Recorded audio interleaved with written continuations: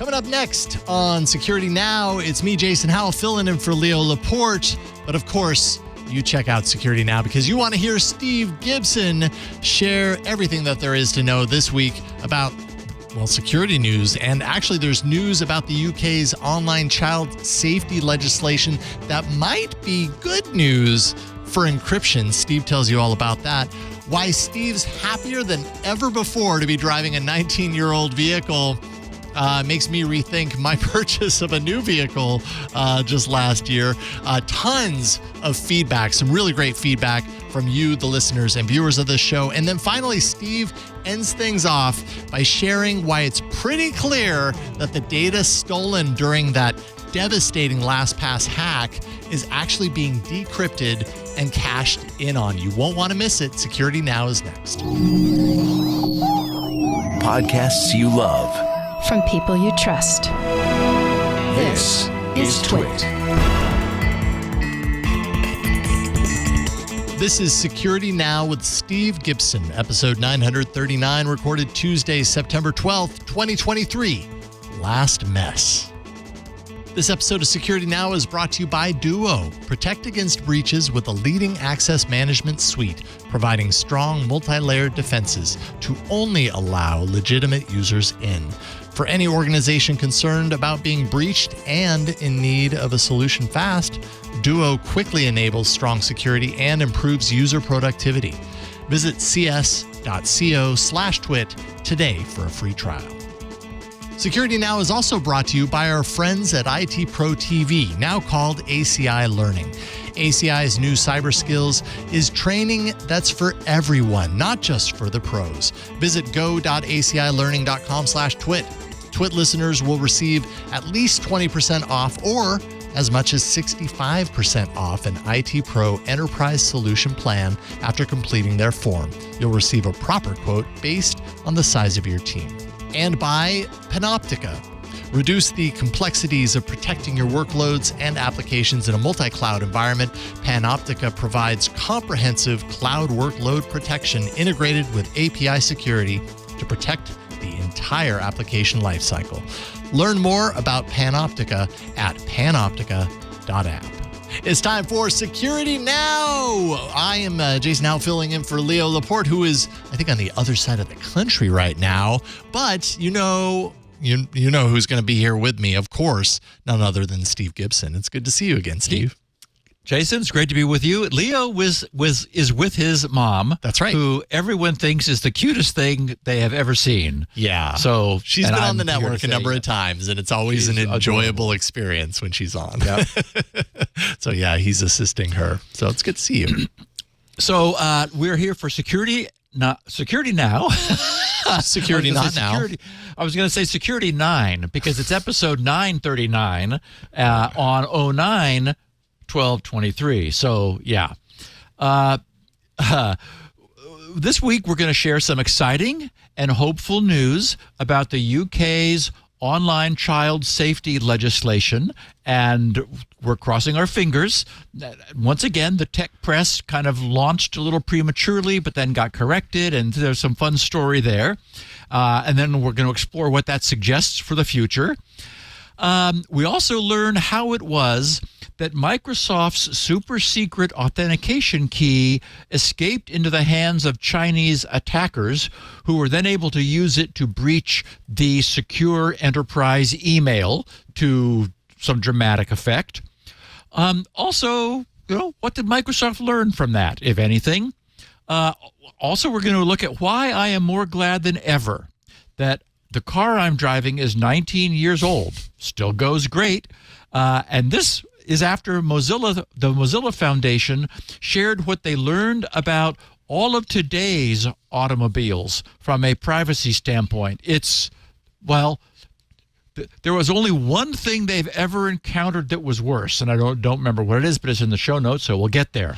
And then, after sharing and exploring some feedback from our listeners, believe it or not, we're going to examine the horrifying evidence that supports the belief that the data stolen from the LastPass breach is being successfully decrypted and being used against LastPass users. Oh, dear. As a consequence, this podcast is titled LastMess. Yeah. Probably not the last mess from the LastPass mess, but yeah. holy moly. God, that just keeps on giving, unfortunately. Ugh. All right, well, we will get there. That's a whole lot of interesting stuff to talk about today on Security Now. But before we do want to take a moment and thank the sponsor of this episode of Security Now. It's brought to you by Duo. Duo protects against breaches with a leading access management suite. That's what it's all about. It's strong, multi-layered defenses and innovative capabilities that only allow you legitimate users in and also keeps the bad actors out. So for any organization that's concerned about being breached, that needs protection fast, Duo quickly enables strong security while also improving user productivity. Duo actually prevents unauthorized access with multi-layered defenses and modern capabilities that thwart sophisticated malicious access attempts.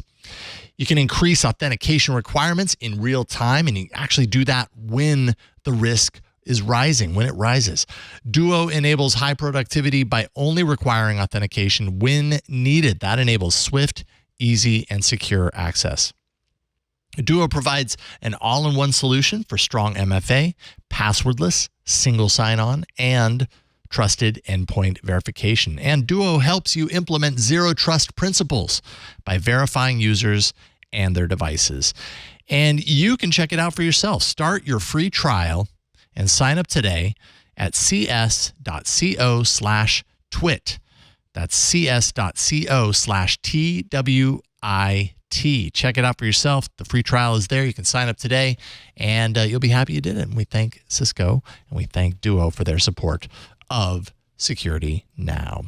All right, before we get to all the news, we've got a picture that makes a whole lot of sense when you look at it. I mean, I guess it made sense to someone to do it, but this is we may have shown this before, but it came up again, and it's just such a perfect picture for the podcast. I gave this picture the title, "The Plumber's Contract Didn't Say Anything About Moving Any Rocks." And so we have this, it's not clear which way the water is flowing through this pipe, but the pipe is trying to go, it comes from off screen on the left, and it wants to go to a pipe which disappears into the ground over on the right. Unfortunately, there is a big honking rock in blocking the pipe.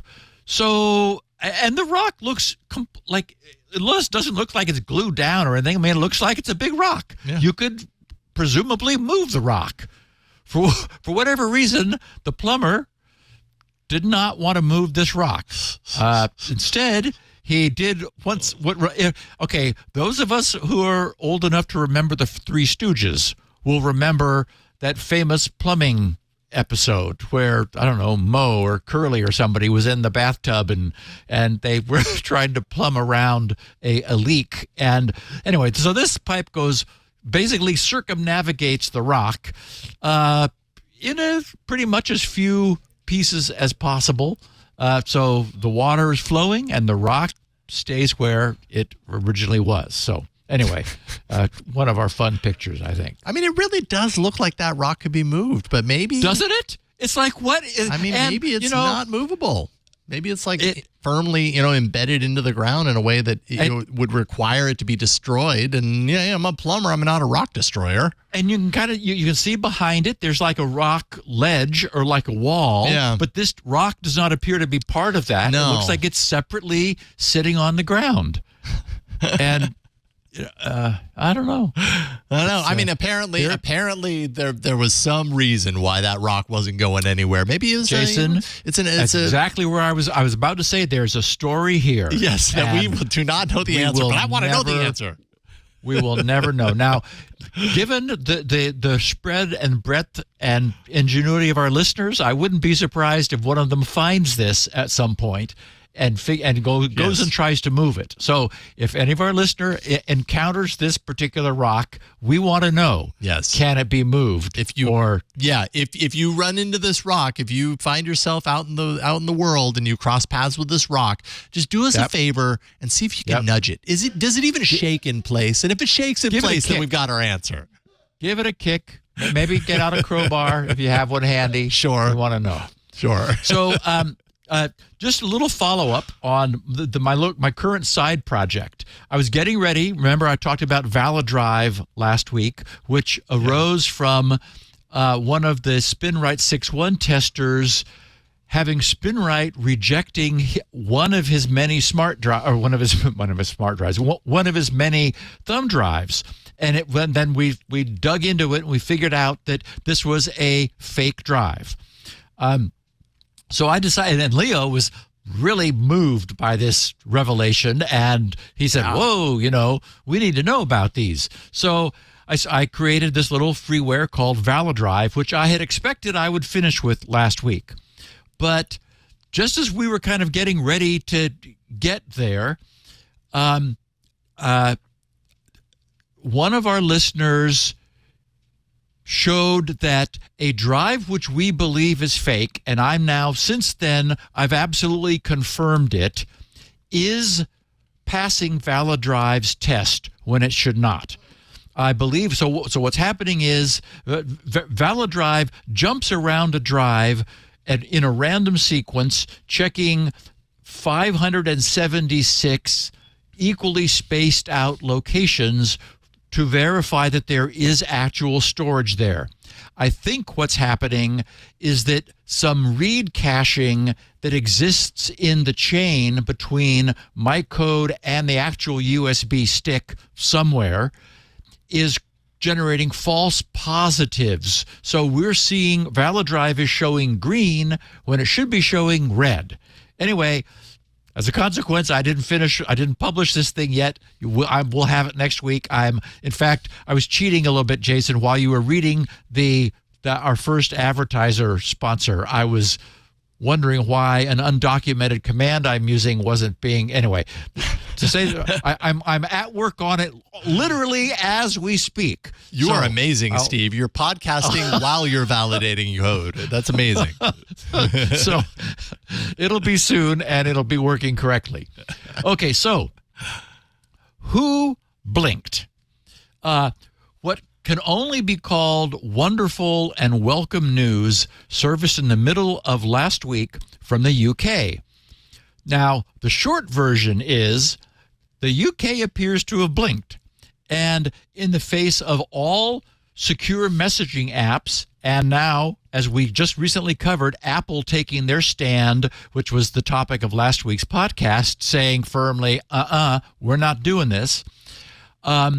Everybody said they were going to pull their services from the UK rather than sacrifice the privacy of their users, rather than compromising, in any way. The UK apparently said, oh, well, we never said that we wanted you to do that. Right. But of course, nothing involving politicians and bureaucracies is ever clean and simple. And the details here are at least somewhat interesting. What first happened was that last Tuesday, the Financial Times was the one who broke the story. And then the tech press jumped on it because this was big news. 9 to 5 Mac's headline was Future of iMessage Safe in the UK as Government Backs Down on Encryption. Wired carried the headline, Britain admits defeat in controversial fight to break encryption.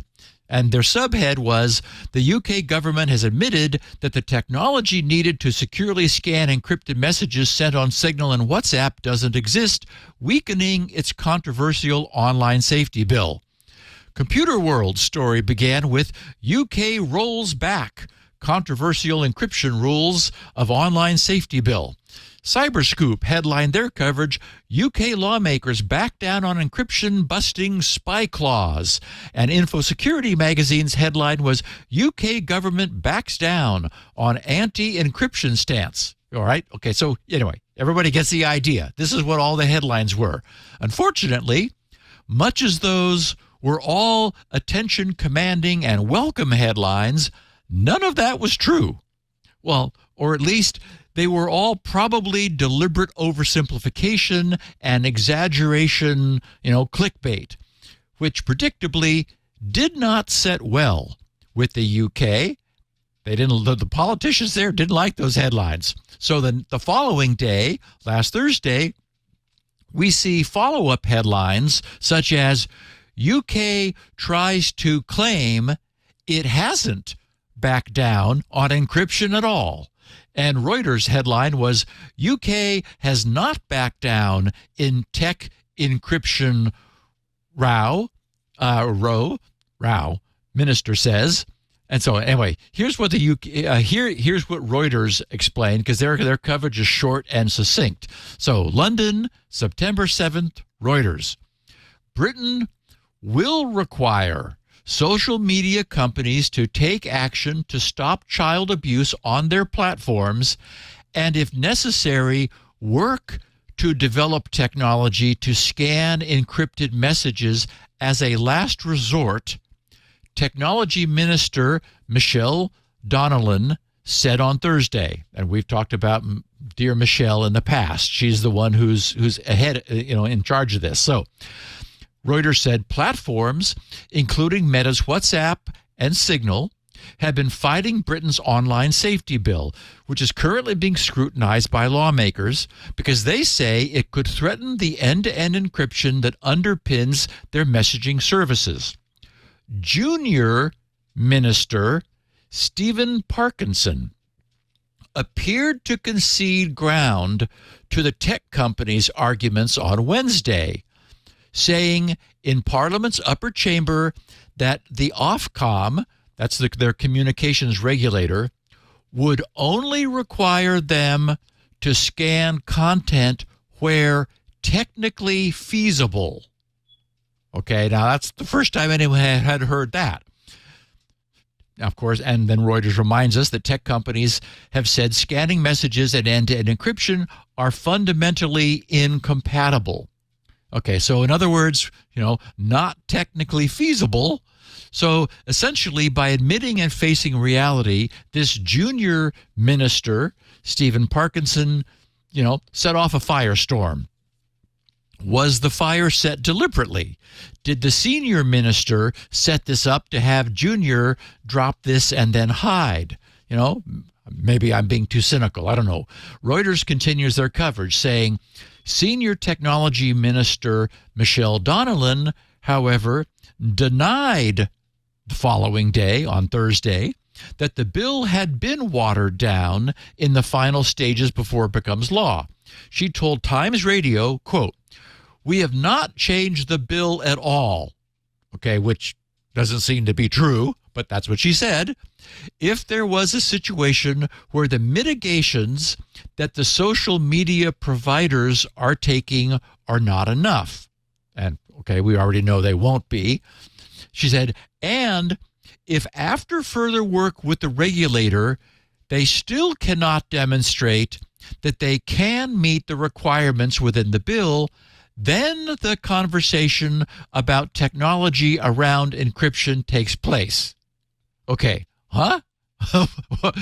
What does that mean? Anyway, she said further work to develop the technology was needed, but added that government-funded research had shown it was possible. Okay, all of this is new information, right? So, okay. So that's the official, CYA story from the UK's senior technology minister. But that's not the whole story, because the online safety bill actually was amended, despite the fact that Michelle Donnellan just said it had not been changed at all and she's desperately trying to obfuscate that fact. So here's the way Apple Insider explained what happened.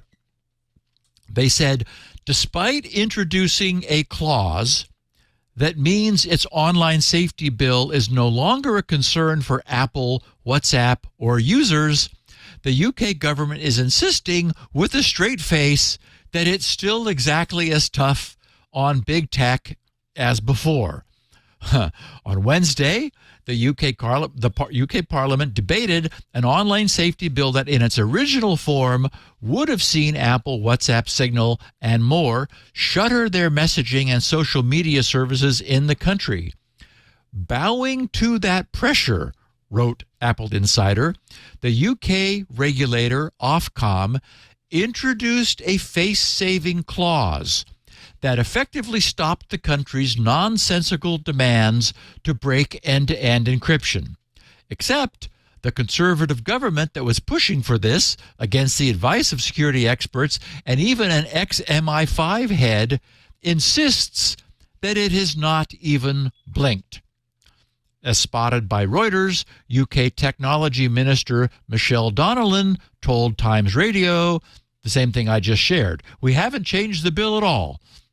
If there was a situation where the mitigations that the social media providers are taking was not enough, and if after further work with the regulator they still can't demonstrate that they can meet the requirements within the bill, then the conversation about technology around encryption takes place. Anyway, I don't think anyone's ever going to listen to her or take her seriously again.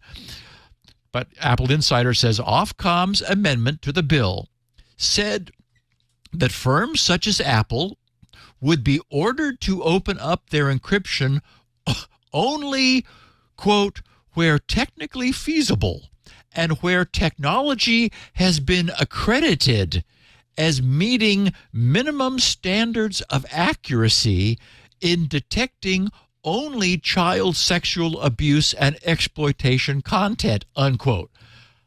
In other words, not really, but we had to say something, right? So Apple Insider opines, saying there is no technology today that will allow only the good guys to break end-to-end encryption, and there never will be, period. Consequently, they write, the Tory government can argue, and is arguing, that no word has been changed in the bill. But words have been added. And they neuter the entire we didn't change anything. We didn't change anything. But we added a few more words. Sprinkled a little there to on the top. end. Yeah. Yeah, exactly. They're just kind of like, as Apple Insider says, they neuter the entire nonsensical and unenforceable plan. Okay, so that's the story. And it's big news because of the critically important precedent that this sets. For their coverage of this, Wired interviewed Signal's quite outspoken president, Meredith Whittaker, who we've also often quoted here. So here's what Wired wrote of what Meredith had to say. They said, Meredith Whittaker, president of the Signal Foundation, which operates the Signal messaging service, said, quote, it's absolutely a victory.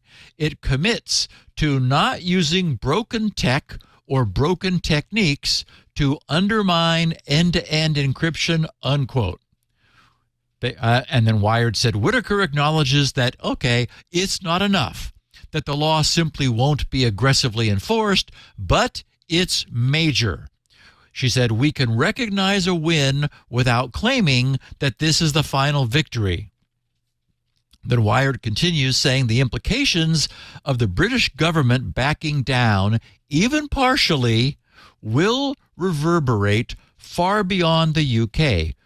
Whittaker says, security services around the world have been pushing for measures to weaken end-to-end encryption, and there is a similar battle going on in Europe over CSAM, where the European Union Commissioner in charge of Home Affairs has been pushing similar unproven technologies.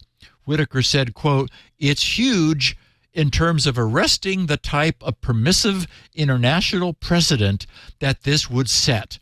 The UK was the first jurisdiction to be pushing this kind of mass surveillance. It stops that momentum. and that's huge for the world, unquote. And yes, I believe this is authentically a huge deal.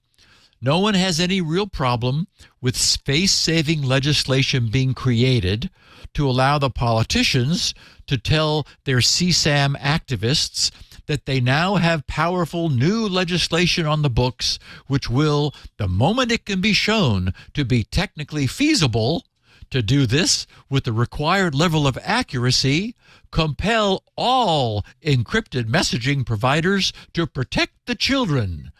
And those politicians can truthfully state that this was the strongest legislation they were able to obtain, because indeed it was. We know that this will in no way pacify Sarah Gardner, whom we talked about last week, after she threatened Tim Cook at Apple with her forthcoming pressure campaign, which starts this week, to compel Apple to perform client-side scanning for known CSAM imagery. But Sarah appears to be a lost cause. She has no problem demanding whatever concessions to everyone else's security and privacy might be needed to even incrementally offer improved protection for children.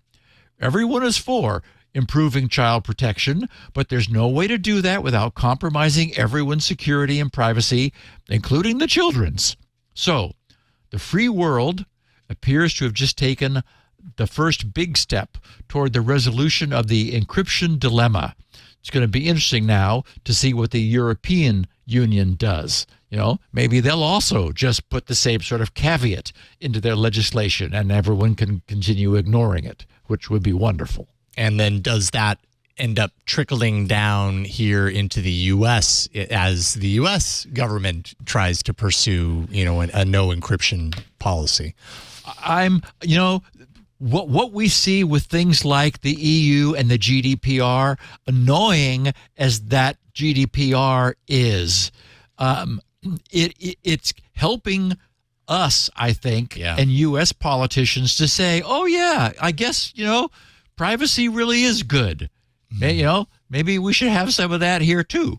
It's at least forcing more of a conversation and actual, taking a look, at these issues. Yeah, and all of the encryption providers can say when the U.S. tries to do this, hey, over there. Exactly. Over there, they worked it out. They're okay with this. So just cool your jets. Yeah, interesting.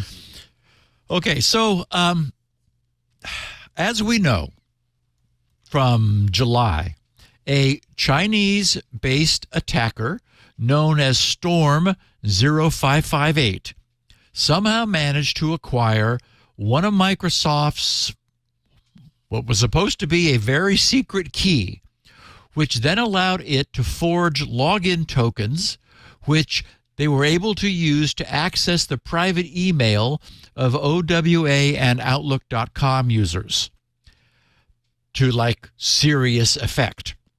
In the wake of these revelations, the entire security world has been left wondering exactly how Microsoft had managed to fumble the crucial protection of this very important key. So, last Wednesday, after a series of preliminary blog postings, Microsoft finally provided what may be the conclusion of their investigation. And it did answer some of these questions. Here's what Microsoft shared. They wrote, Microsoft maintains a highly isolated and restricted production environment. Controls for Microsoft employee access to production infrastructure include background checks, dedicated accounts, secure access workstations, and multi-factor authentication using hardware token devices.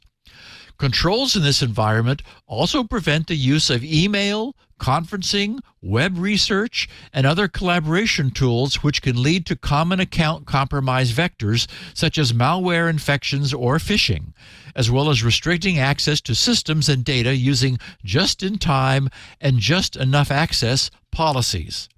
Okay, so that paragraph went to explaining all the things they did and designed on purpose to prevent anything like this from ever happening. Then they go on. Our corporate environment, which also requires secure authentication and secure devices, allows for email, conferencing, web research, and other collaboration tools. So in other words, there's the production environment and then the corporate environment. They said, while these tools are important, they also make users vulnerable to spear phishing, token stealing malware, and other account compromise vectors. For this reason, by policy and as part of our zero trust and assume breach mindset, key material should not leave our production environment. That is the first one that's highly protected. Our investigation found that a consumer signing system, a consumer signing system crash in April of 2021, right? So 2.5 years ago, a consumer signing system crash in April of 2021 resulted in a snapshot of the crashed process, a crash dump. The crash dumps, which redact sensitive information, should not include the signing key. And I'll just put a pin in this here and add that, the crash dumps should not need to redact sensitive information, since a signing key should never be in RAM to be dumped after a crash. They should be in a hardware security module. What the heck is a signing key ever doing in RAM? But we'll get back to that. So Microsoft says, in this case, a race condition allowed the key, which obviously was present in RAM, to be put out in a dump. They said, to be present in the crash dump. A race condition allowed the key to be present in the crash dump. This issue has been corrected. So if we had a bell, we would ring it. Bing, ding, there's the first bug fixed. The key material's presence in the crash dump was not detected by our system. Ding! They said, this issue has been corrected. Bug number 2. We found that this crash dump, believed at the time not to contain key material, was subsequently moved from the isolated production network into our debugging environment on the internet-connected corporate network, which we've already said is not as secure as a production environment. They said this is consistent with our standard debugging processes. Then, our credential scanning methods did not detect its presence. Ding! Bug number 3, this issue has been corrected. So far, we got 3 strikes. They continue. After April 2021, that's when this crash occurred, when the key was leaked to the corporate environment. And remember, the key was leaked because it passed through 3 bugs that none of which should have existed. They've been fixed now, When the key was leaked to the corporate environment in the crash dump, the Storm 0558 actor was able to successfully compromise a Microsoft engineer's corporate account. This account had access to the debugging environment containing the crash dump, which incorrectly contained the key. Due to log retention policies, we don't have logs with specific evidence of this exfiltration by this actor. But this was the most probable mechanism by which the actor acquired the key. So why was a consumer key able to access enterprise email? Right?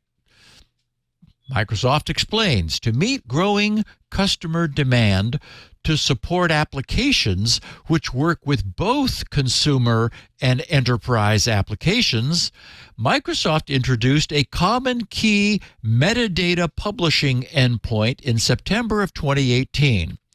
As part of this converged offering, Microsoft updated documentation to clarify the requirements for key scope validation, which key to use for enterprise accounts and which to use for consumer accounts.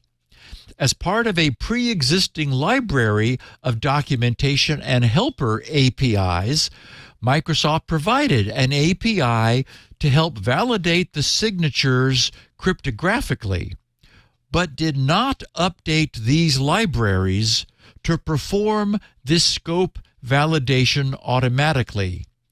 Ding! Number 4, this issue, they say, has been corrected. The mail systems were updated to use the common metadata endpoint in 2022. Developers in the mail system incorrectly assumed libraries performed complete validation and did not add the required issuer scope validation. Thus, the mail system would accept a request for enterprise email using a security token signed with the consumer key. Ding! Number 5, this issue has been corrected using the updated libraries.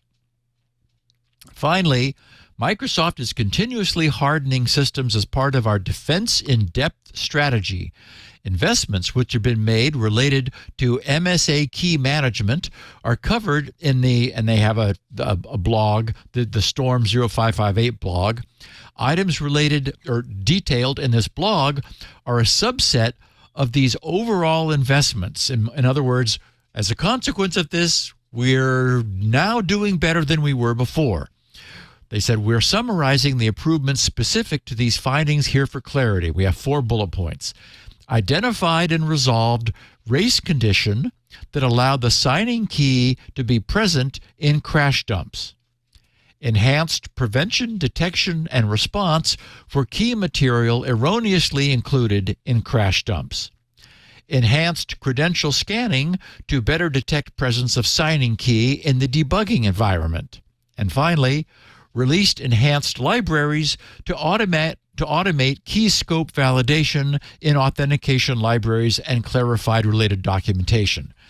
And really those last 2 things, though the library kind of stuff, synchronization and so forth, that just kind of feels like huge corporation stuff. Like, yeah, it's understandable that something that changed over in Department A and Department B was using it, but they didn't get theirs refreshed and updated. I mean, yeah. Okay, so as Microsoft has explained this mess up, a series of 5 separate and previously undiscovered bugs, all of which they have since found and fixed, were responsible for allowing a key, which should have never left Microsoft, to be exfiltrated by Chinese attackers and then used to remotely compromise what should have been high security enterprise email. It's obvious that the key should have never been allowed to leave Microsoft. But as I said before, what they appear to have conveniently skipped over is why that key ever left the HSM, the hardware security module, which was the only place it should have ever existed.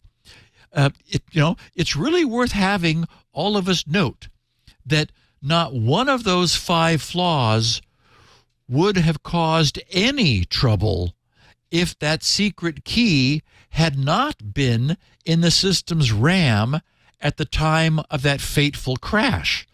This is precisely why HSMs exist. It's why, for example, GRC's code signing keys do not ever exist in any RAM. They are sequestered in hardware, completely inaccessible to the outside world once installed there, and only able to be used to sign signature hashes. You cannot query the hardware for the key. It won't give it to you. It will only agree to use it until it expires. I've always said that anyone can make a mistake. In this instance, Microsoft made 5 big ones. But policy is a different matter.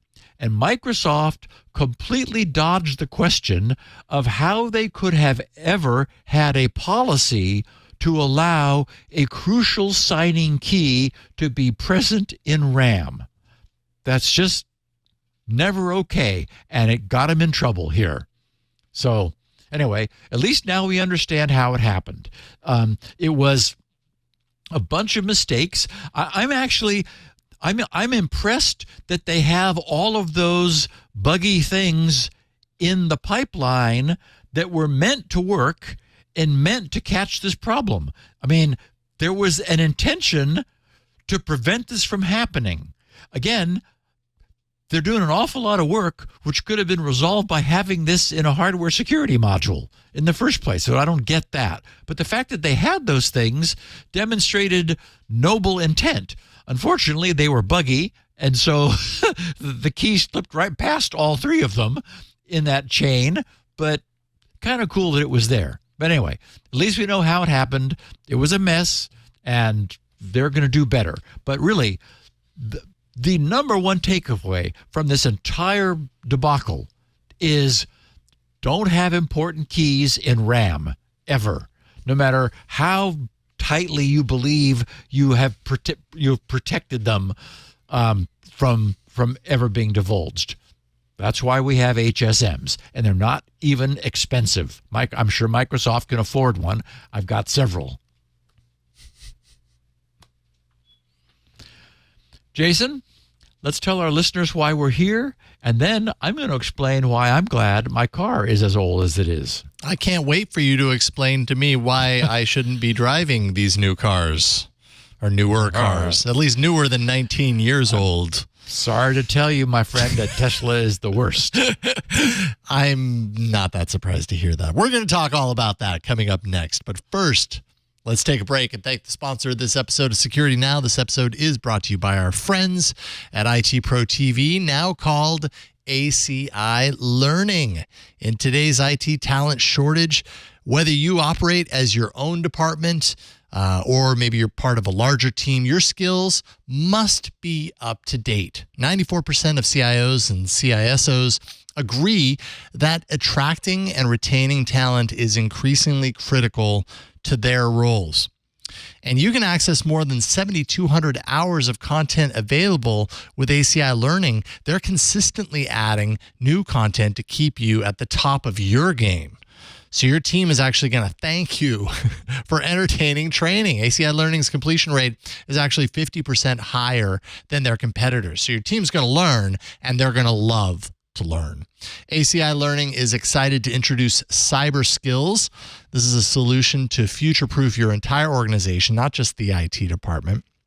This new cybersecurity training tool is for all members of your organization. It's cybersecurity awareness training for non-IT professionals, because we could all use a little bit of extra education in cybersecurity. With Cyber Skills, you get flexible on-demand training covering everything from password security and phishing scams to malware prevention and network safety.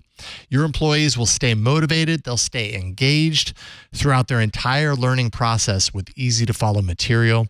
There's a simple 1-hour course overview, and in that overview, your employees gain attack-specific training and knowledge check assessments based on common cyber threats that they will encounter on a daily basis, that we all will, right?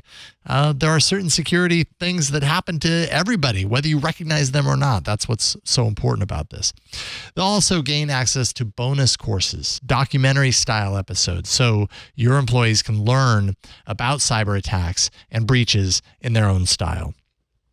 ACI Learning helps you invest in your team and entrust them to thrive while increasing the entire security of your business. You can boost your enterprise cybersecurity confidence today with ACI Learning. Be bold, train smart. Visit go.acilearning.com/twit, and our listeners, TWiT listeners, will receive at least 20% off or as much as 65% off an IT Pro Enterprise Solution Plan. The discount there is based on the size of your team, and when you fill out their form, you will receive a proper quote tailored to your needs. How about that? Go.acilearning.com/twit, and we thank them for their support of Security now. All right, here's where the world comes crashing down on us. If we have a new car or a newer than 19-year-old car like Steve has apparently, we might not be so happy about that after hearing this story.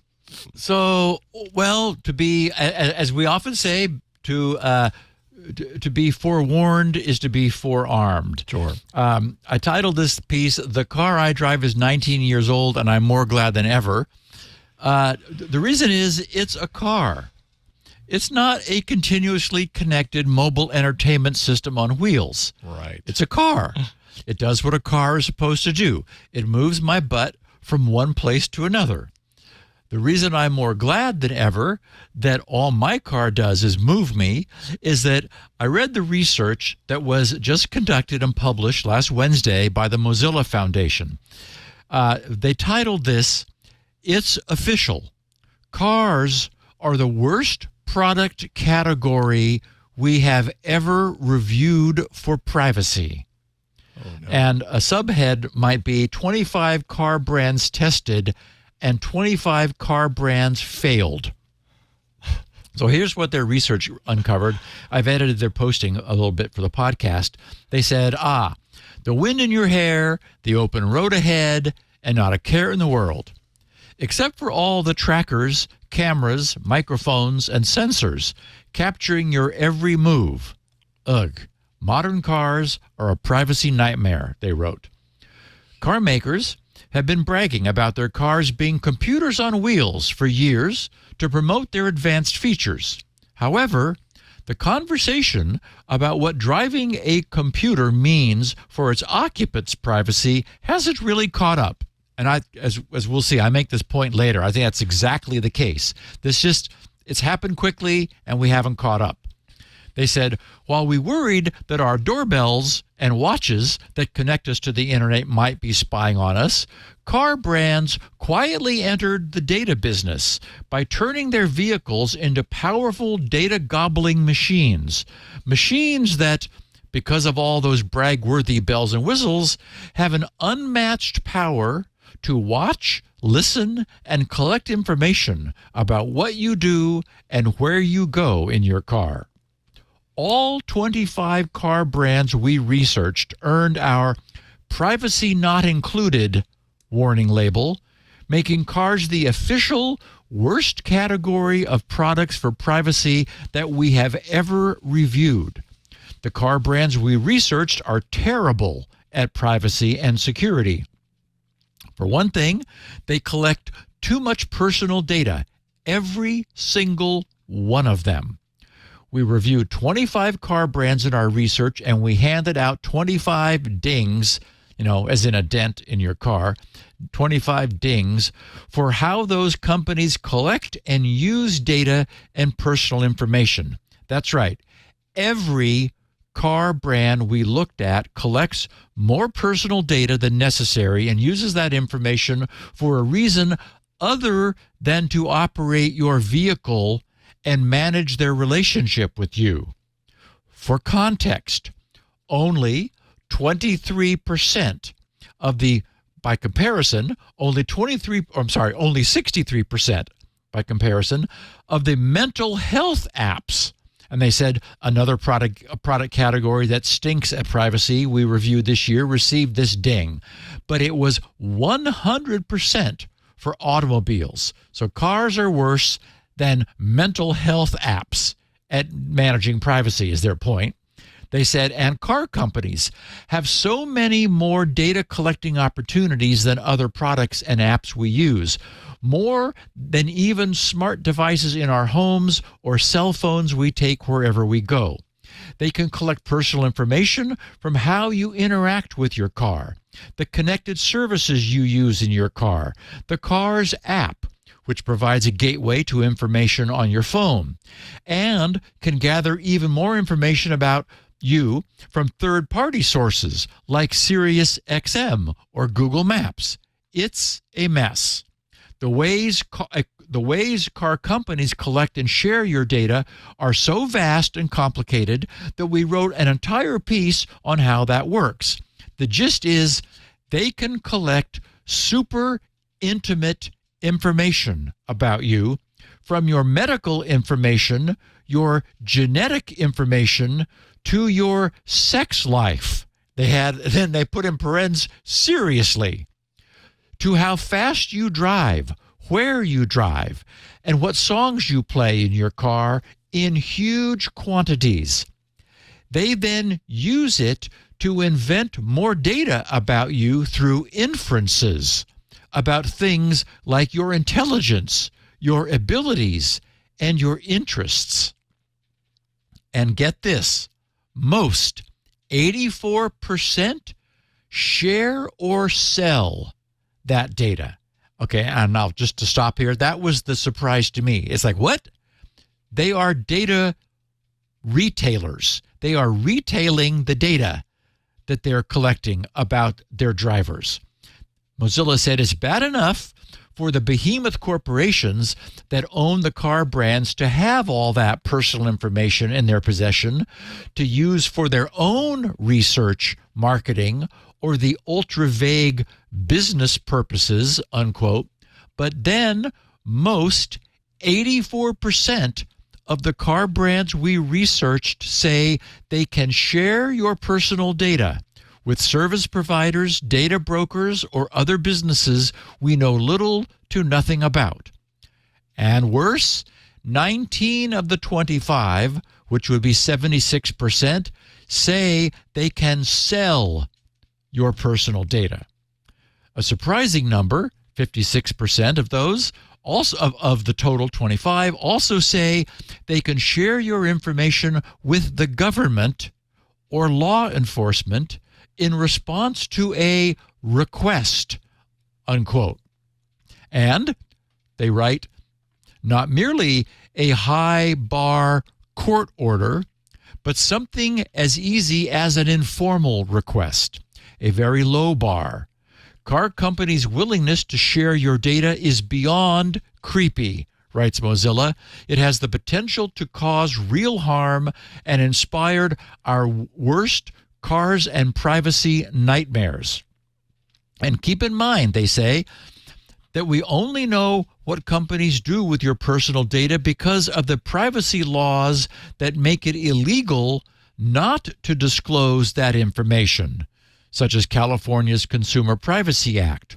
So-called anonymized and aggregated data can and probably is shared too with vehicle data hubs, who are the data brokers of the auto industry and others.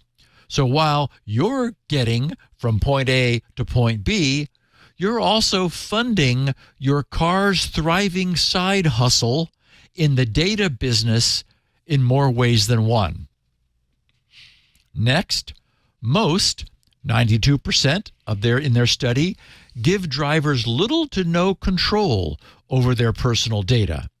All but 2 of the 25 car brands we reviewed earned our ding for data control, meaning only 2 car brands, Renault and Dacia, both owned by the same parent company, say that all drivers have the right to have their personal data deleted. None of the others do.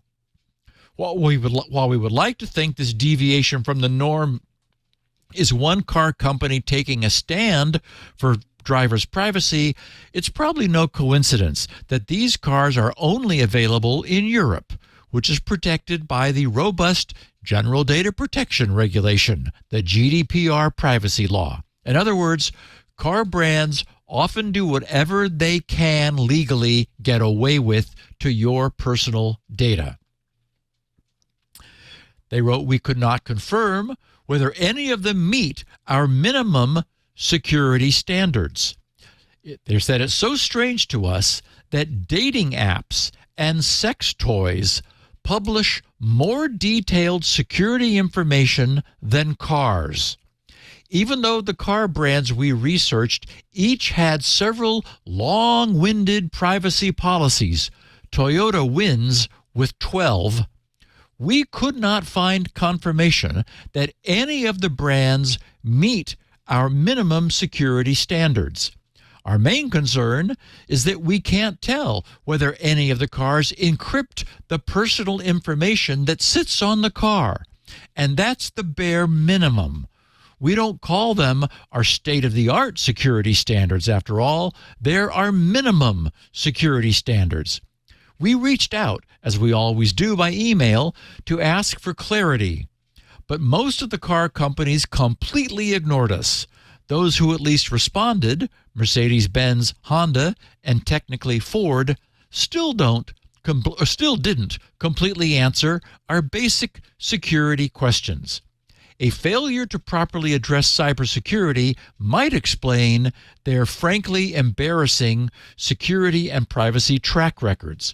We only looked at the last 3 years, but still found plenty to go on, with 17 of them, that's 68% of the car brands, earning the bad track record ding for leaks, hacks, and breaches that threatened their drivers' privacy. So then in the article, they provide a car-by-car table of these transgressions, several columns of classification of problems by 25 rows for each of the car brands. But frankly, the table's not worth examining. They're all really bad. I think that, as I said, I think we're seeing a classic case of oversight. This is a recently emerged feature category that no one has yet really focused on. And boy, I really do hope that the privacy people take a look at this and say, whoa, what? It's still the Wild West out there. So they had then a few additional points. They said, Tesla is only the second product we have ever reviewed to receive all of our privacy dings. The first was an AI chatbot we reviewed earlier this year. They said what set them apart was earning the untrustworthy AI ding. Tesla's AI-powered autopilot was reportedly involved in 17 deaths and 736 crashes, and is currently the subject of multiple government investigations. So, ouch. Nissan earned its second to last spot for collecting some of the creepiest categories of data we have ever seen. They wrote, it's worth reading the review in full, but you should know it includes your sexual activity. Not to be outdone, Kia also mentions they can collect information about your sex life in their privacy policy. Oh, and 6 car companies say they can collect your genetic information or genetic characteristics. They said, yes, reading car privacy policies is a scary endeavor. Okay, now I'll just interject here to suggest that the fact that it can be done doesn't mean that it is being done or has ever been done. These sorts of statements in privacy policies feel like overly broad policies that arise after some wingnut brings an unfounded lawsuit against an automaker. The firm's attorneys will then overreact by adding a clause stating, for example, they cannot be held responsible for anything that happens if you're picked up by space aliens while operating their motor vehicle. This is not meant to suggest that, those things will happen if you're abducted. They're just saying, if they should, then don't go suing us because the policy you already agreed to by driving our car says it's not our fault if something happens. So, and with regard to references to sexual activity and sex life, that could refer to the car's GPS recording. The GPS is recording where you're going. And so if it's used after the fact to infer something about the driver based upon when they went where, well, then again, that's, they've included a broad exclusion because of some past lawsuit that they suffered. So, that's probably what that is about, I hope. Mozilla also said None of the car brands use language that meets Mozilla's privacy standard about sharing information with the government or law enforcement. But Hyundai goes above and beyond. In their privacy policy, it says they'll comply with lawful requests, whether formal or informal. All of the car brands on this list, except for Tesla, Renault, and Dacia, signed on to a list of consumer protection principles from the U.S. automotive industry group Alliance for Automotive Innovation, Inc. The list includes great privacy-preserving principles such as data minimization, transparency, and choice. But how many of the car brands actually follow these principles? 0. It's interesting, if only because it means the car companies do clearly know what they should be doing to respect your privacy, even though they absolutely don't do it. This is usually where we'd encourage you to read our reviews and to choose the products you can trust when you can. But unfortunately, cars aren't really like that. Sure, there are some steps you can take to protect more of your privacy, and we've listed them all in each of our reviews under tips to protect yourself. They're definitely worth doing. You can also avoid using your car's app or limit its permissions on your phone. But compared to all the data collection you can't control, these steps feel like tiny drops in a massive bucket. Plus, you deserve to benefit from all the features you pay for without also having to give up your privacy. And they finish. We spent over 600 hours researching the car brands' privacy practices. That's 3 times as much time per product than we normally spend. Even so, we were left with so many questions. None of the privacy policies promise a full picture of how your data is used and shared. If 3 privacy researchers, that's how many they had on this project, can barely get to the bottom of what's going on with cars, how does the average time-pressed person stand a chance? No kidding. Many people have lifestyles that require driving. So unlike a smart faucet or voice assistant, you don't have the same freedom to opt out of the whole thing and not drive a car at all. We've talked about the murky ways that companies can manipulate your consent, and car companies are no exception. Often, they ignore your consent. Sometimes, they assume it. Car companies do that by assuming that you have read and agreed to their policies before you step foot in their cars. Subaru's privacy policy even says that the passengers of a car that use connected services have consented to allow them to use and maybe even sell their personal information just by being in the car. So when car companies say they have your consent or won't do something without your consent, it often means what it should. So, as I said, I think this is an area that has until now escaped oversight. Hopefully, research like this, which puts the problem squarely on the map, will eventually help that to happen. And, wow, we are, we're driving around inside of connected computers, Jason, and, they do indeed have sensors galore. They're connected. They know where we are. They know what time it is. They know everything we do with our computerized entertainment systems, what stations we're listening to. I mean, you could imagine. They're filled with cameras. Are they not going to monetize that? Why would we imagine they would of course not monetize that? Yeah, I mean, none of this is that. I mean, it's shocking, but it's also unsurprising, right? I guess it's saddening. Yeah. I don't know that it's it's saddening. Yeah. It is saddening, but at the same time, like, we live in the data economy, and man, at this point, I just feel so beaten down about like how my data is used all over the place. Like, it would be easy for me to be like, well, but I carry around a smartphone and it does a lot of those things, and apparently I've said that that's okay because I still have a smartphone and have for years. But I mean, you're right. Vehicles, have the potential of having cars inside that can be monitored potentially, and that's just one example. And it's always following you wherever you go. So Yeah.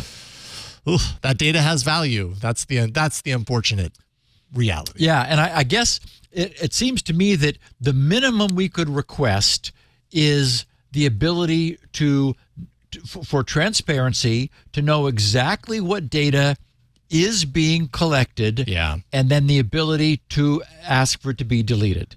And, true, most drivers never will. They're not listening to this podcast. They're just not concerned. They go, oh, yeah, well, whatever.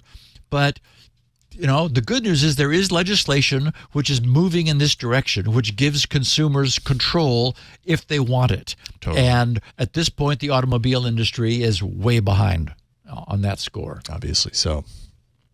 Okay, so we've got some neat feedback from our listeners. So someone whose name, I know him from years of transacting with him. His handle is Ram Riot, but he's named himself in Twitter 418, which of course is one of the error codes that can be returned by HTTP. It's about, I think it's, are you a teapot? Anyway, so his is 418 is the tea ready. Anyway, he said, hi, Steve. This DOM, meaning the document object model for our web browsers, this DOM issue is a tough but old nut, raised again in connection to extensions, which we talked about last week.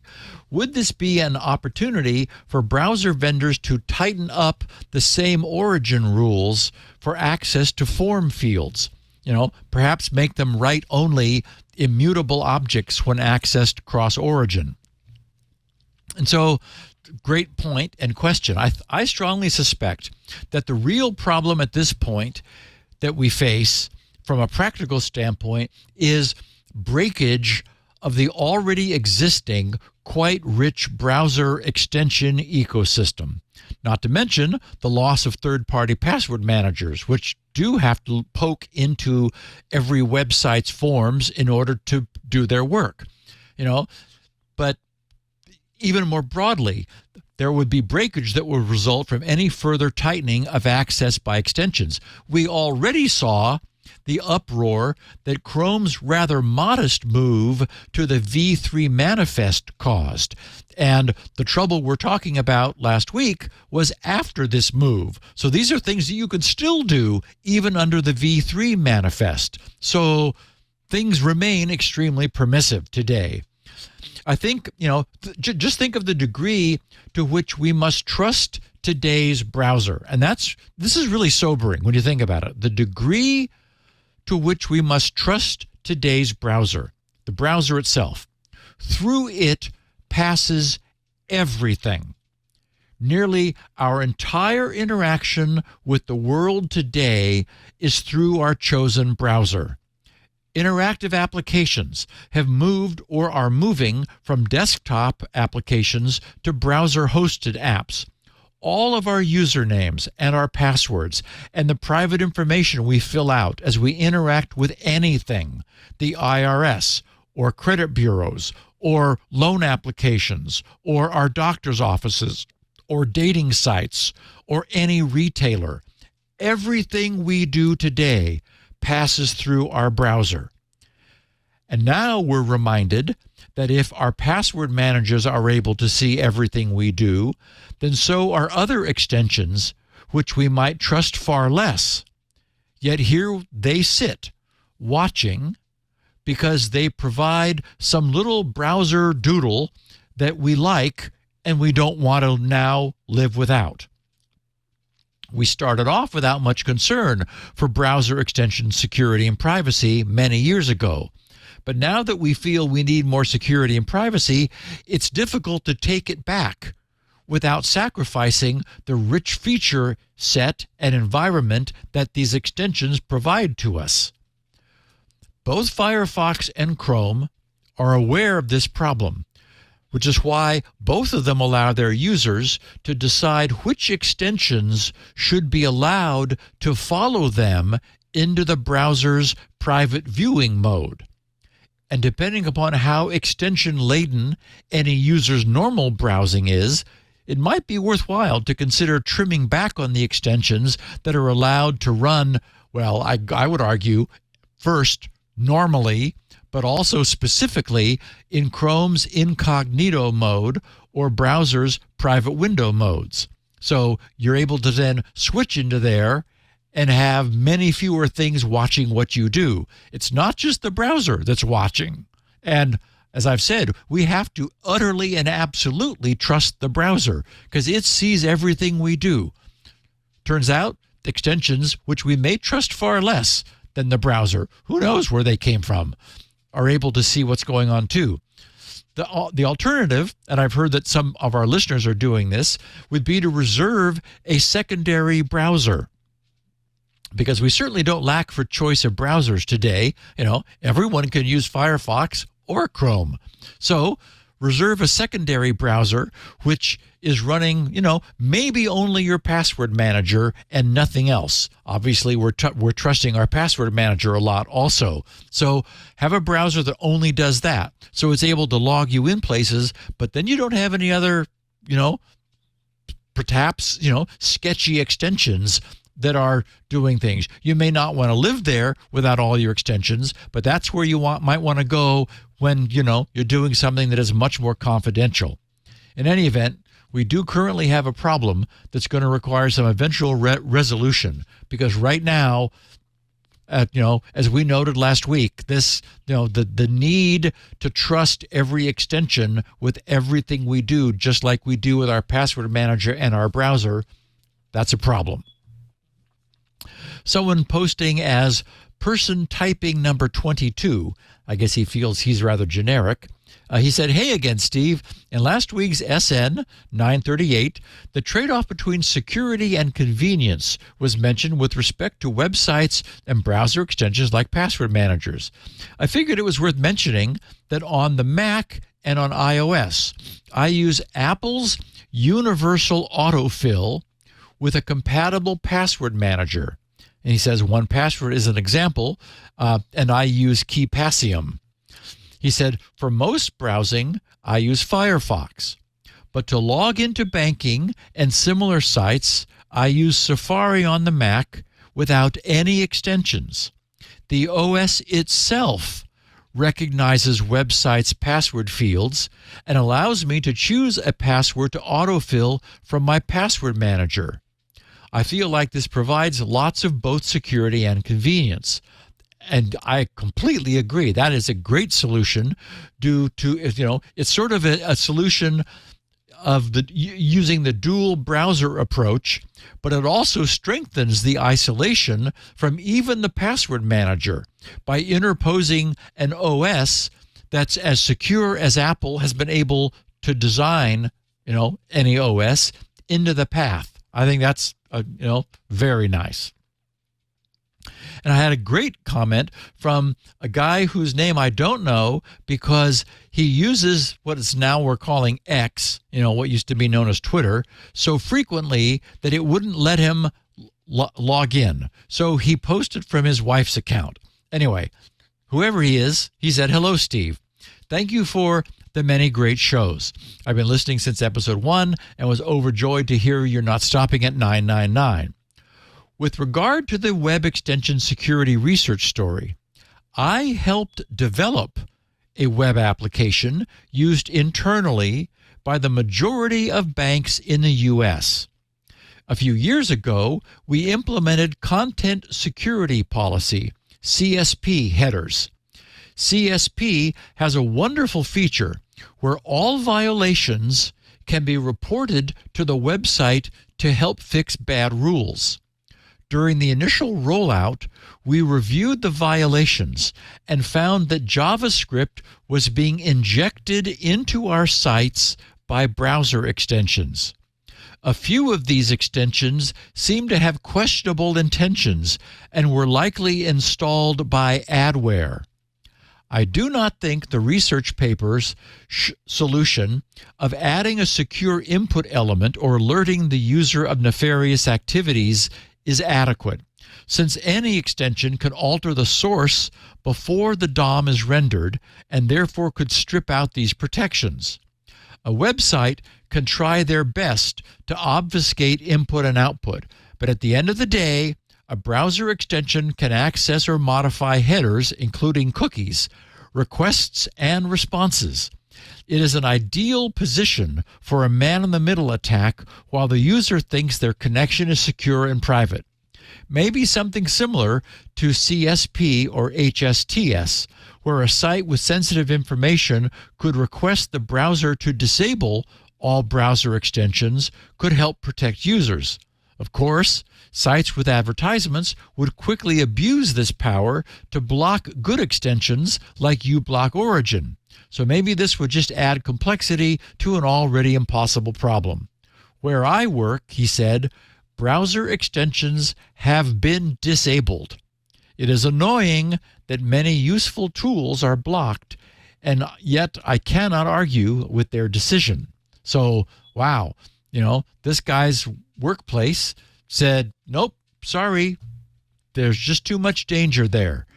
All browser extensions are disabled. And, it would be a pain not to have the benefit of a built-in password manager. But on the other hand, browsers are now universally offering their own built-in password managers. So, he's not without autofill. What was interesting was that the moment I heard this listener talk about some means to allow websites to force disable extensions, I was reminded that exactly such a proposal was floated through the industry. I'm not exactly sure when, like a month ago. I don't recall the details, and I don't think we discussed it here. But I believe I remember Leo, Stacy, and Jeff discussing it on This Week in Google. And I also recall that many naysayers were suggesting that this was just a slimy way of disabling ad blockers. So, right, to this listener's point, this is all a mess. Anthony Bosio, he said, I think topics might, meaning, Google's topics solution for profiling or providing some information about what people are currently interested in. He said, I think topics might be DOA. People are interpreting it and spreading it basically as, quote, shares your browser history with other sites, unquote. Okay, so let's hope that this is just the initial uninformed reaction to anything that's new. Given Chrome's massive market power, any technology Google creates and enforces by virtue of foreclosing on all alternatives, which they have said they're going to do next year, is going to succeed because there won't be any alternative to using it. So I believe topics cannot be DOA if Google doesn't want it to be. Then to that we add that topics is also an extremely benign, non-tracking, privacy-enforcing system. And I expect that while it may take some time for the less technical types to catch up and to understand it, it's where the entire industry is going to go. And to that I say, yeah, yay.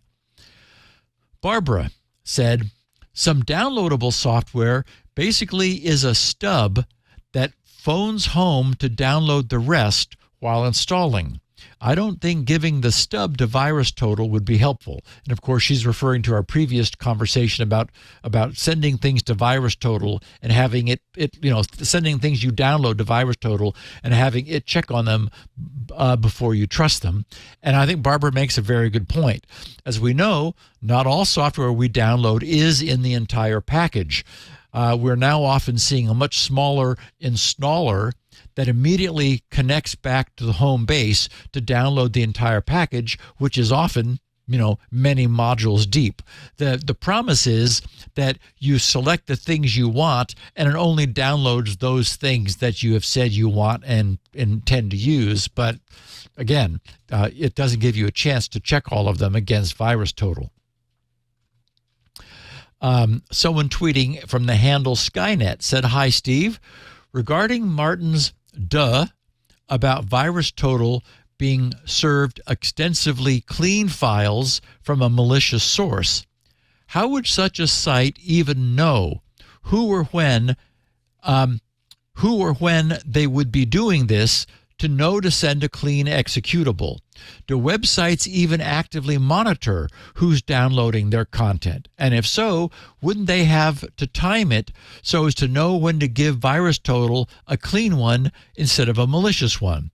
He says, I don't get where Martin is getting this idea from. You'd have to be checking logs of IP addresses, wouldn't you? And by the time they discovered that, oh, look, VirusTotal is trying to get one of our most malicious executables, quick, give them this one instead. I don't see how it works. Even with some redirect link, I think it would be too late to detect that it was VirusTotal asking for the file. No? Am I being a doofus for missing a bug? Or for missing a big duh? Please explain. Okay, so no one's being a doofus here. When I created Shields Up 24 years ago, back in 1999, it was because I knew that the IP address of anyone connecting to my web server was immediately known to the server.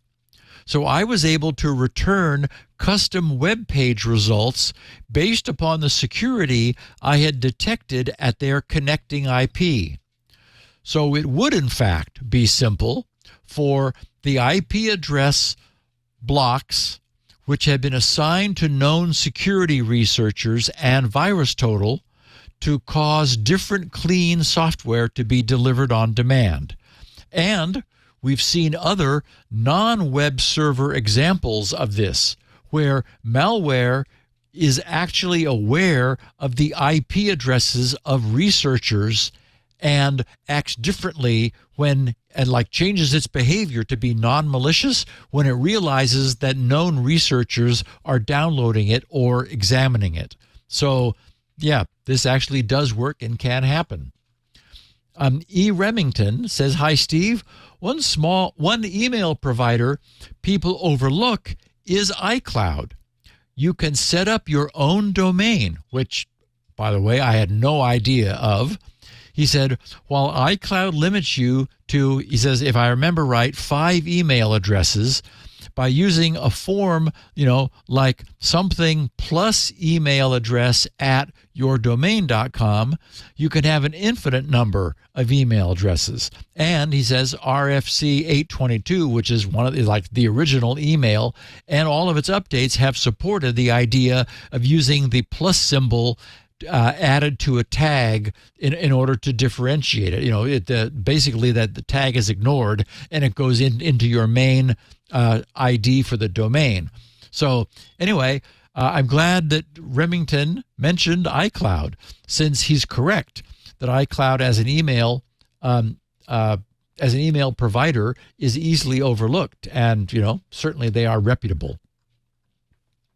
Magnified 247 said, Steve, with Windows 12 being prepped for 2024, will In Control be updated, or will the current version allow for the version and release application to be locked accordingly? Well, the old expression about fool me once. As we know, the predecessor to In Control was Never 10. I would have named the next one Never 11, except after Microsoft changed what was clearly their original intention for Windows 10 to be the last Windows ever, which everyone recalls, even if now Microsoft claims it was never what they said. I decided that I had to drop any major version numbering from the utility. So In Control gets to live on without any further name changes.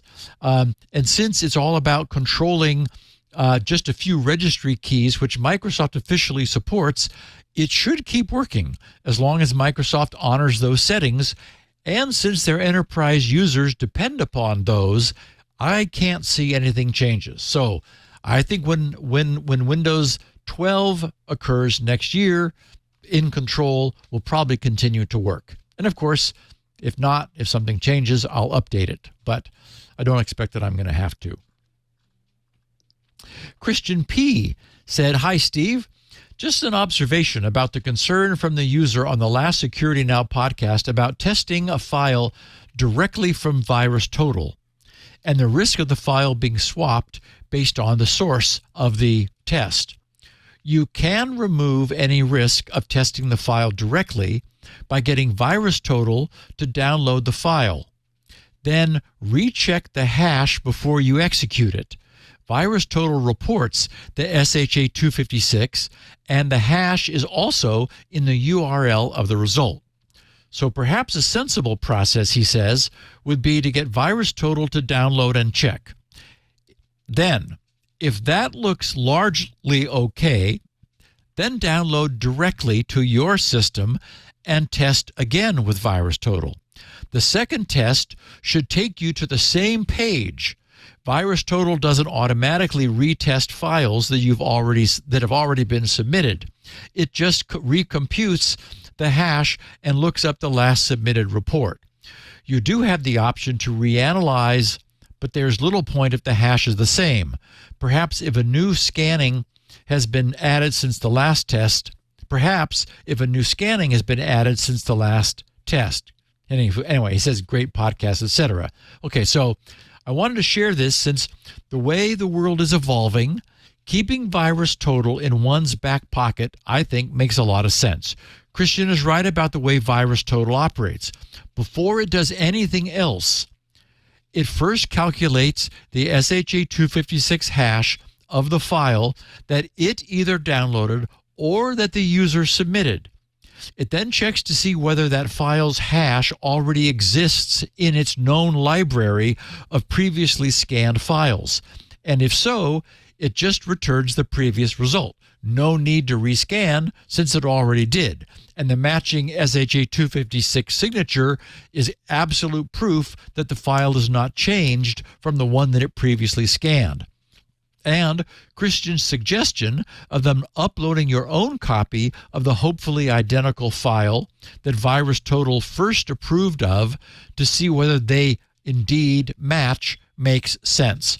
I wanted to also note that Windows has for a while now had a built-in hash file command, which is an actual subcommand of the cert util, which also allows a user to quickly and easily generate an SHA-256 hash of any file they may wish to check on their own.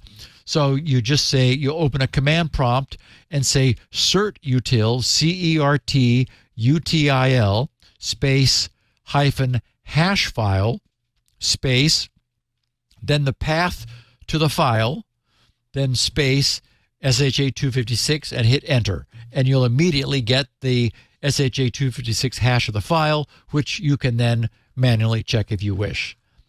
And lastly, Inspector Clouseau says at SGGRC, Steve, what DNS services do you recommend for children under 10 to avoid unsafe and unsuitable sites?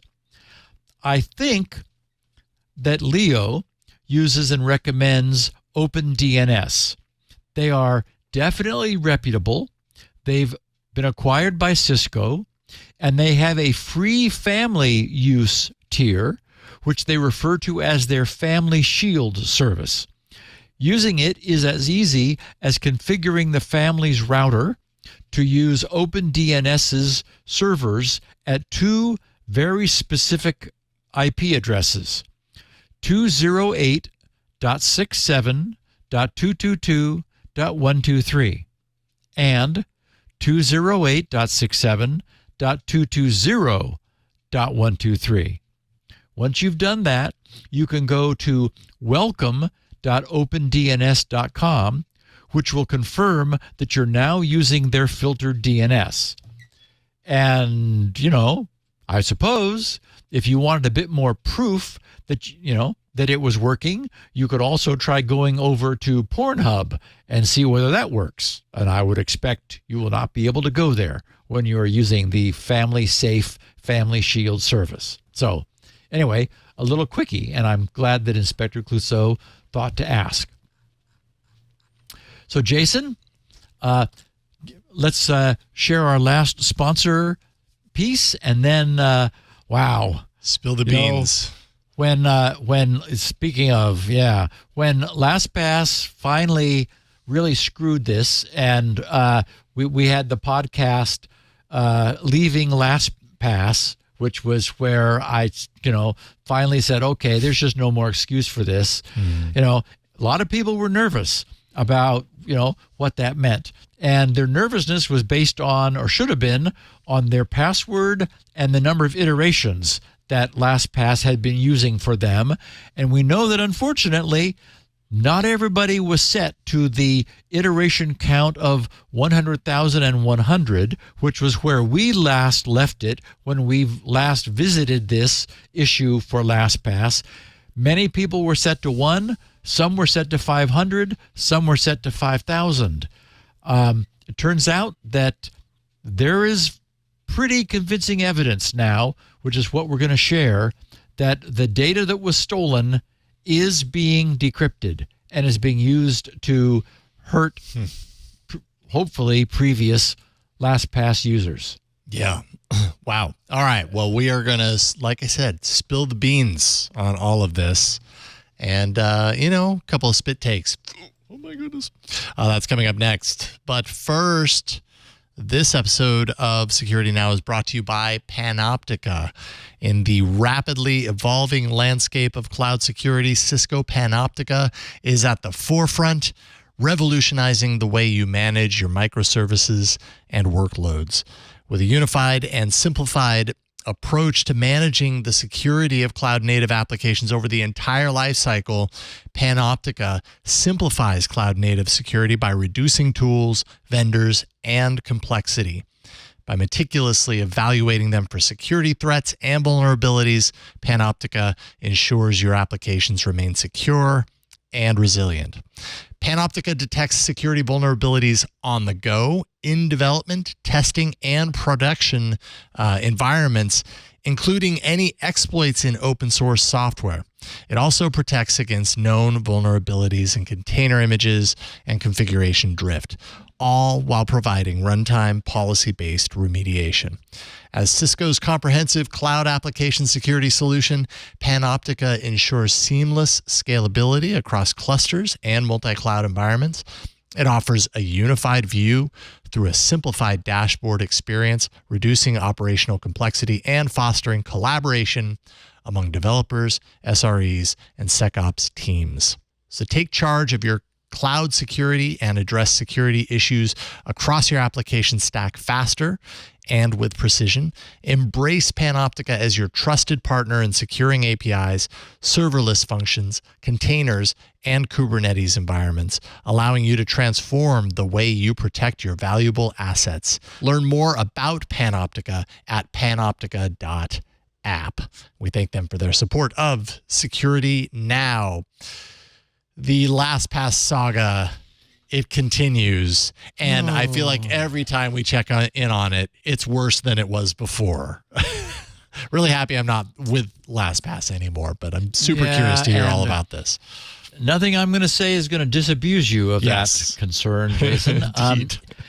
Any regular listener of this podcast can probably guess that today's title of, as I said, LastMess, will have something to do with LastPass. So there's growing significant circumstantial evidence, which under the circumstances is probably the only sort of evidence anyone would ever be able to obtain, which strongly suggests that the encrypted LastPass vault data, which LastPass had been storing for its many users, and which they famously had exfiltrated from their backup location, is now being and has successfully been decrypted. I don't mean all of it, I mean incrementally, but that's bad enough, right? And it's being used by those unknown cyber assailants.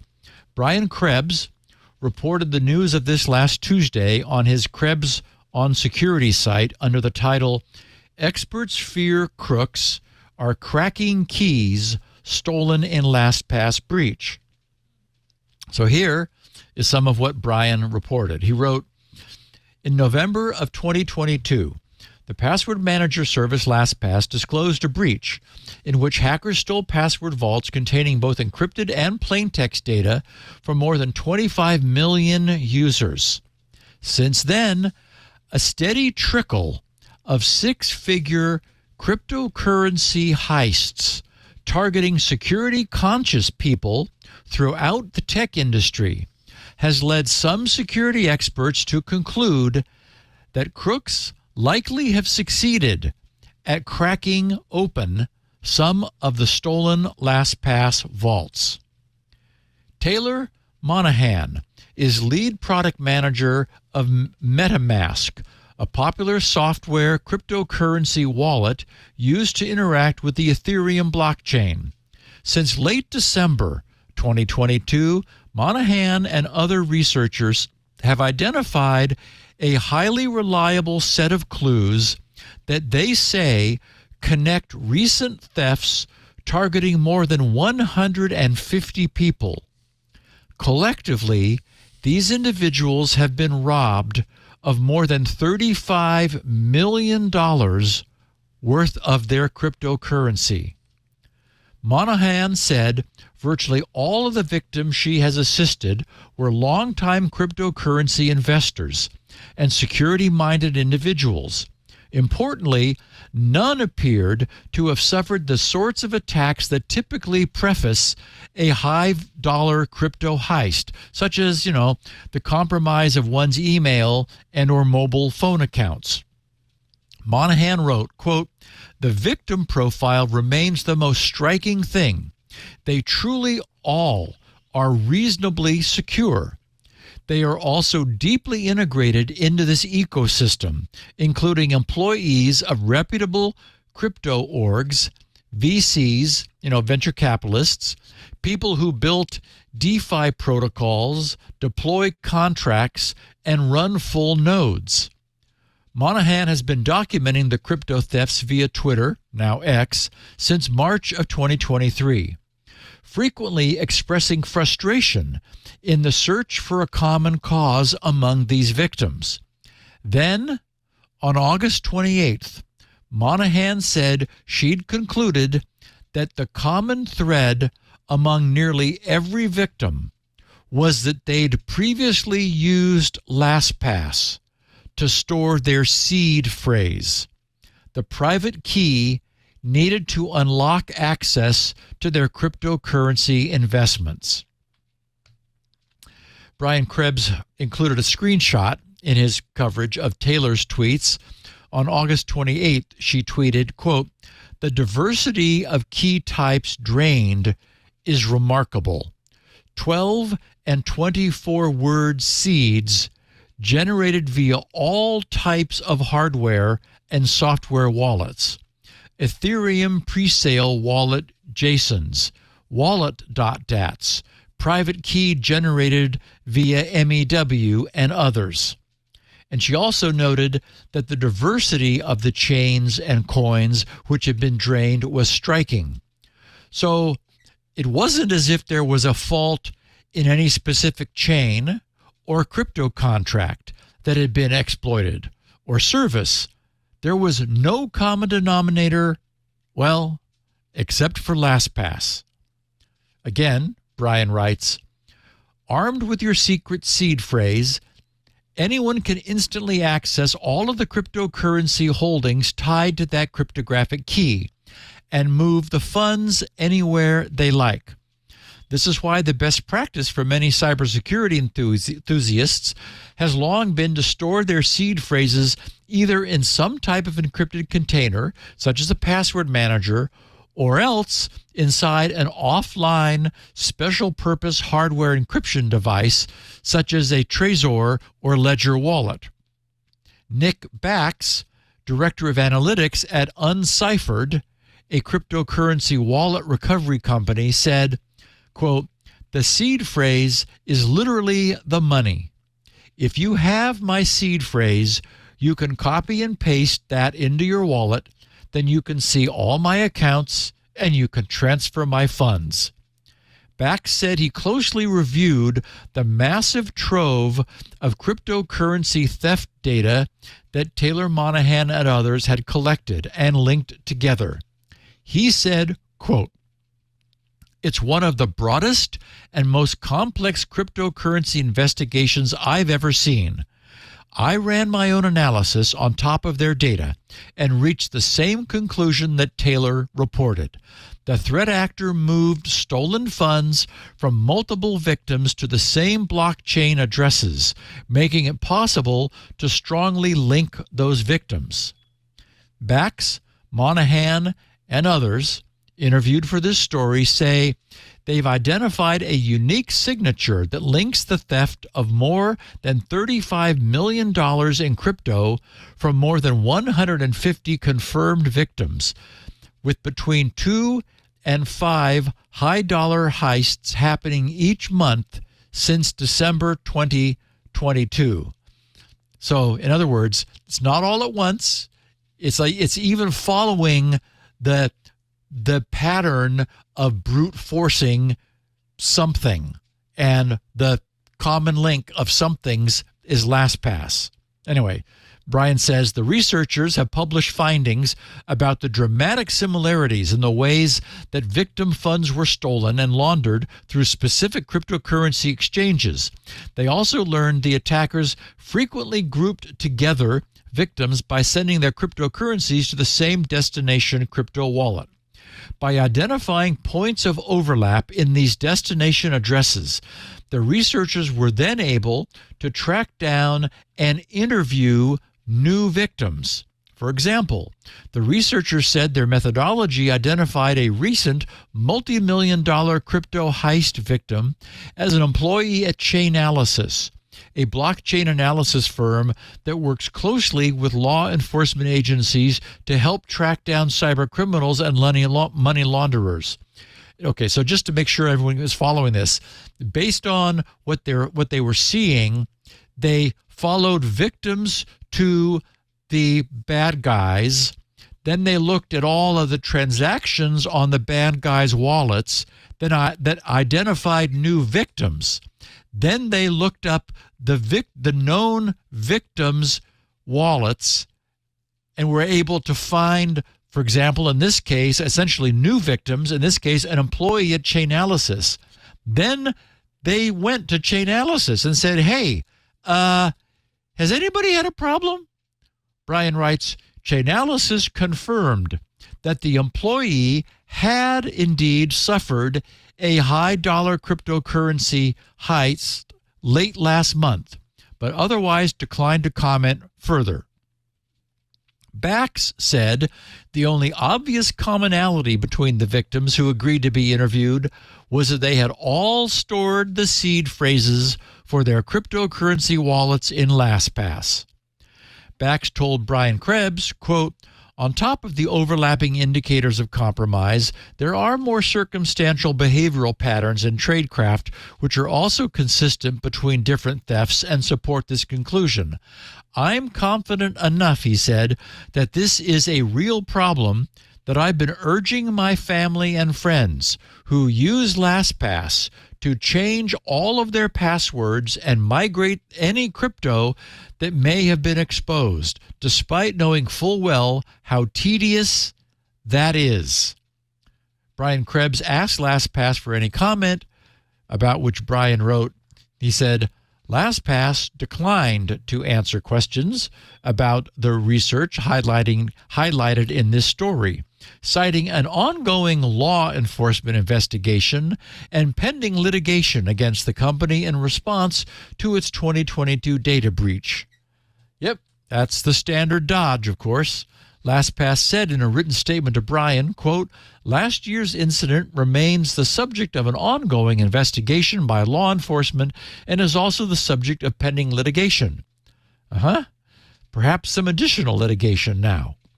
Anyway, they continued, "Since last year's attack on LastPass, We have remained in contact with law enforcement and continue to do so. We've shared various technical information, indicators of compromise, and threat actor tactics, techniques, and procedures with our law enforcement contacts, as well as our internal and external threat intelligence and forensic partners in an effort to try and help identify parties responsible.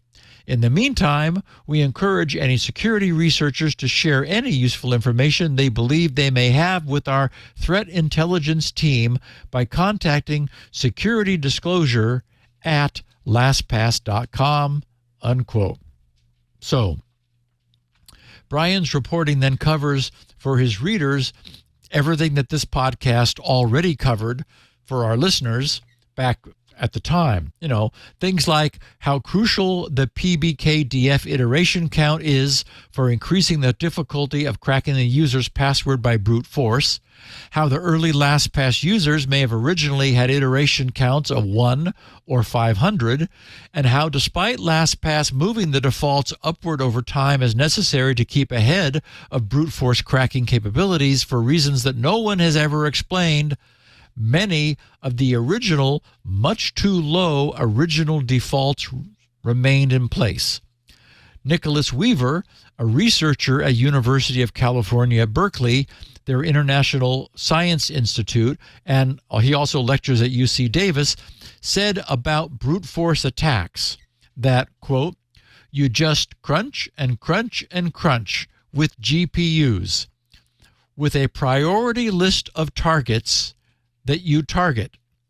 He said that a password or passphrase with average complexity, such as correct horse battery staple, is only secure against online attacks, and that its roughly 40 bits of entropy means that a graphics card can blow through it in no time. An NVIDIA 3090 can do roughly 4 million password guesses per second with an iteration count of 1,000. But that would go down to 8,000 per second with 500,000 iterations, which is why he says iteration counts matter so much. So a combination of not that strong of a password and an old vault with a low iteration count would make it theoretically crackable. It would take real work, but the work is worth it given the high value of the targets. And here's something else that Brian reported, which is very interesting. Brian interviewed one of the victims tracked down by Monahan. This person is a software engineer and a startup founder who was recently robbed of approximately $3.4 million worth of different cryptocurrencies. This engineer agreed to tell his story in exchange for anonymity because he's still trying to claw back his losses. Well, good luck. For his reporting, Brian refers to this person as Connor, which is not his real name. So Brian writes, Connor said he began using LastPass roughly a decade ago, and that he also stored the seed passphrase for his primary cryptocurrency wallet inside LastPass. Connor chose to protect his LastPass vault with an 8-character master password that included numbers and symbols. Okay, so maybe around 50 bits of entropy. Connor said, quote, I thought at the time that the bigger risk was losing a piece of paper with my seed phrase on it. I had it in a bank security deposit vault before that, but then I started thinking, hey, the bank might close or burn down, and I could lose my seed phrase. Those seed phrases sat in his LastPass vault for years. Then, early on the morning of Sunday, August 17th, 2023, Connor was awoken, meaning just recently, right, a couple weeks ago. Connor was awoken by a service he'd set up to monitor his cryptocurrency addresses for any unusual activity. Someone was draining funds from his accounts fast. Like other victims interviewed for this story, Connor didn't suffer the usual indignities that typically presage a cryptocurrency robbery, such as account takeovers of his email inbox or mobile phone number. Connor said he doesn't know the number of iterations his master password was given originally, or what it was set at when the LastPass user vault data was stolen last year. But he said he recently logged into his LastPass account and the system forced him to upgrade to the new 600,000 iterations setting, which we know as too little, too late. He said, because I set up my LastPass account so early, I'm pretty sure I had whatever weak settings or iterations it originally had. Connor said he's kicking himself because he recently started the process of migrating his cryptocurrency to a new wallet protected by a new seed phrase. But he never finished that migration process, and then he got hacked. He said, quote, I had set up a brand new wallet with new keys, and I had that wallet ready to go 2 months ago, but had been procrastinating moving things to the new wallet, unquote. And I thank Connor for his honesty. No kidding. Wow. Oh. Nicholas Weaver, the UC Berkeley researcher, said what we all know, which is that LastPass deserves blame for not having upgraded iteration counts for all users a long time ago and called LastPass's latest forced updates a stunning indictment of the negligence on the part of LastPass, meaning they could and should have done this years and years ago. He said, quote, that they never even notified all those with iteration counts of less than 100,000 who are really vulnerable to brute force, even with 8-character random passwords or correct horse battery staple type passphrases, is outright negligence. He said, I would personally advocate that nobody ever uses LastPass again. Not because they were hacked, not because they had an architecture that makes such hacking a problem, but because of their consistent refusal to address how they screwed up and take proactive efforts to protect their customers, unquote. Bax and Monahan both acknowledged that their research alone can probably never conclusively tie dozens of high-dollar crypto heists over the past year to the LastPass breach. But Bax says at this point he doesn't see any other possible explanation. He said, quote, some might say it's dangerous to assert a strong connection here, but I'd say it's dangerous to assert there isn't one. I was arguing with my fiancée about this last night, he said. She's waiting for LastPass to tell her to change everything. Meanwhile, I'm telling her to do it now, unquote. So, yeah, based upon our own experience with LastPass, anyone who's waiting for them to do anything like take responsibility, which might open them to additional litigation, is probably going to be waiting for quite a while. As for all of our listeners whose LastPass vaults were exfiltrated back at the time of the heist, I'm fairly certain that most of us likely have little to fear. The bad guys obtained a massive treasure trove of encrypted information for more than 25 million individual users. But decrypting it, while yes, technically feasible on a one-by-one instance, depending upon passphrase length and iteration count, is still a time-consuming and massive undertaking. So attacks on the vault repository are going to be highly targeted. They want money, plain and simple. They're not going to waste the cost of decrypting someone's vault unless they're fairly certain that a cash equivalent pot of gold awaits them if they're successful.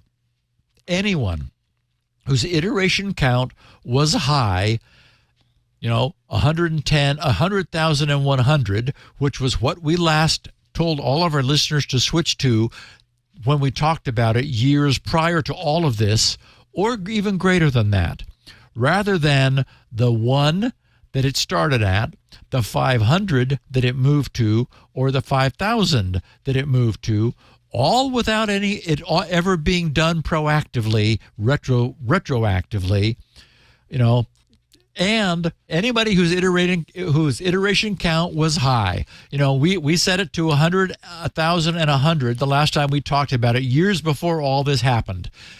Though, you're almost certainly safe. On the other hand, somebody whose iteration count was 100 or, 1, 500, or 5,000, that's a problem.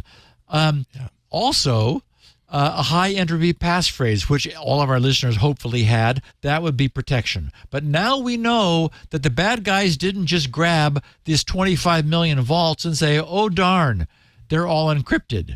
No, they're attacking them.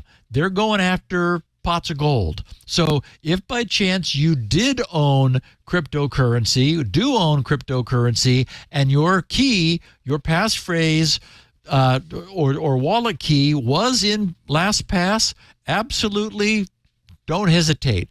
Create a new wallet, move the cryptocurrency to the new wallet. It really only looks like these attacks are going to be targeted, and I know that all of our listeners have moved over to Bitwarden now anyway. But remember, it was the contents at the time of the theft that matters, not what we did afterwards. Right. And this guy Bax said he's telling his friends, you really need to go change all the passwords that LastPass was storing for you at the time of the theft. A pain in the butt, yes, but and again, to me, it's really unlikely. There's 25 million of us, and if the iteration count was high, and you're just some random guy, then I don't think you're ever going to get decrypted. And, there's no money, right? They want money. Right. And the longer it goes not decrypted, the staler that data gets for them. So probably, I'm guessing, the lower likelihood that they have to target, something that they don't know has some sort of a major payload. Don't be like Connor. Don't set half of this stuff up if you think there is really something to save on your end, and then don't follow through. And then don't follow through. That's just so heartbreaking.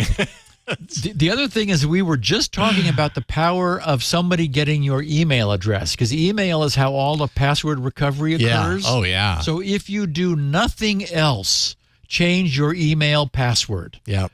This because that's what they will go for. They will go for your email password, get into your email, then start clicking on sites that they know you have access to, and start doing the whole account takeover routine. So yep. Indeed. All right. Well, I'm happy that I'm no longer with LastPass. It is disappointing that we're still not getting any sort of like real resolute confirmation / just stating that they've totally and completely messed up in so many ways. I mean, this is just they're owned by a hedge fund. We're never going to find out. Never going to get it. They no longer care. The guys we knew and cared about are long gone. They cashed out. Right. It's all about private equity and suck as much money out of their corporate install base as they can. Ooh, man, you put it that way. Well, Steve, thank you for diving deep into that. That was fascinating, if not scary. If you're still with LastPass, I think you have yet another reason to get out. Steve Gibson does so many wonderful things for us, not just, of course, hosting this podcast, but has a site that you can go to with all sorts of other things that he does, grc.com. Go there. You will find all sorts of things. SpinRite, of course, that he's talked about many times. He's been doing it for so long at this point. The best mass storage recovery and maintenance tool. You do get audio and video of this show. You can find that at grc.com. Also, transcripts of this show can be found there as well. So that's grc.com. If you come to our site, we also have security now on our website. That's twit.tv/SN. Yes, we have the audio and the video details there, and you can play through, the web browser if you like. But, really you should just be subscribing. That's really at the end of the day what you need to do to help and support us here at TWiT. Steve and usually Leo, when he's not out of town and I'm filling in for him, record live every Tuesday starting around 4:30 p.m. Eastern, 1:30 p.m. Pacific. That's 20:30 UTC. And what else am I missing? Oh, Club TWiT, of course, twit.tv/clubtwit. You get our members-only Discord, which is a lot of fun. It's been super active today in the live chat during this episode, as it always is for Security Now. Everybody has so much to say about these stories because sometimes it's just wow what you end up learning about your security. But also you get our content without any ads. You get a bonus feed with tons of stuff that you don't get outside of the club. That's our TWiT Plus podcast feed, $7 a month for twit.tv/clubtwit.